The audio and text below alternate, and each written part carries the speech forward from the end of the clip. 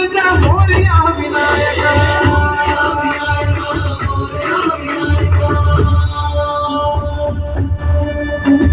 सद्बुद्धी सद्विवेक सन्मतीचा स्वामी तू.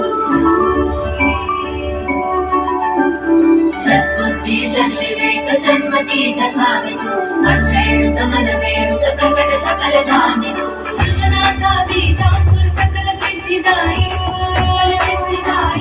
सृजनाचा बीज अंकुर सकल सिद्धिदायी तू. कालाच्या आदी अंती सृष्टीच्या प्रभावी अभय करुणामय मंगल वरदायका. विलयकरी विपदाचा मोरया विनायका.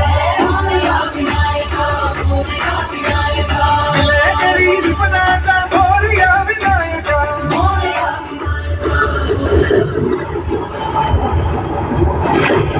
मी बाळ गंगाधर टिळक या ब्रिटिशांच्या जुलमी वृत्तीस ठणकावून सांगतोय, स्वराज्य हा माझा जन्मसिद्ध हक्क आहे आणि तो मी मिळवणारच. लक्षात ठेवा, यदा यदा हि धर्मस्य ग्लानिर्भवति भारत अभ्युत्थानं न धर्मस्य तदात्मानं सृजाम्यहम्. असे सांगणाऱ्या यदुकूल भूषणाचे आपण भारतीय लोक वारसदार आहोत.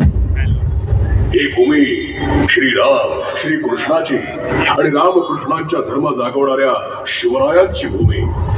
त्या छत्रपती श्री शिवाजी राजांचे आपण भारतीय अनुयायी आहोत आणि म्हणूनच या ब्रिटिशांना मी पुन्हा एकदा ठणकावून सांगतोय, प्लेग सारख्या महामारीचा आधार घेऊन जातीयता आणि दुहीची बीजे पेराल तर याद राखा, आमच्या धार्मिक द्योतक आणि देवतांवर आघात करून आणि जुलमी जबरदस्ती करून जर आमच्यावर हुकूमत चालवू पाहाल तर साम दाम दंडभेदाने तुमचा सर्वनाश करू. आणि या राष्ट्र कार्यात आमच्यावर आभाळ जरी कोसळलं तरी आम्ही त्या आभाळावर पाय रोवून उभे राहू. परंतु भारत मातेस पारतंत्र्याच्या जोखडातून मुक्त केल्याशिवाय राहणार नाही.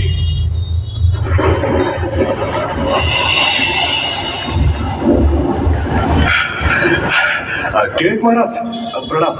आम्ही चाफेकर बंधुत्रयी, मी दामोदर, हा धाकटा बाळकृष्ण आणि हा आमचा सवंगडी विनायक. आम्ही कीर्तनकार हरिभाऊ चाफेकरांची मुले. आम्ही आपणास आराध्य मानले आहे. केसरीतल्या आपल्या अग्रलेखांची आम्ही पारायणे करतो. आम्हाला आपल्या अनुयायाने स्वातंत्र्य सम्राट काही भरीव योगदान द्यावेसे वाटते. ते कितीही जोखमीचे असले तरी बेहत्तर आम्ही तुमच्या मागे मागे येऊ. फार काय नाही, एक विनंती ऐका. उद्या अष्टमीच्या कीर्तनास येणे करा, म्हणजे तुमच्या पदस्पर्शाने आमची वास्तू ज्वलंत होईल. एरवी ती नुसतीच जिवंत भासते. अरे एका दमात बोललास. तुझा निर्धार तुझ्या या पाहून इतकाच अभेद्य आहे. होय, नक्की येऊ.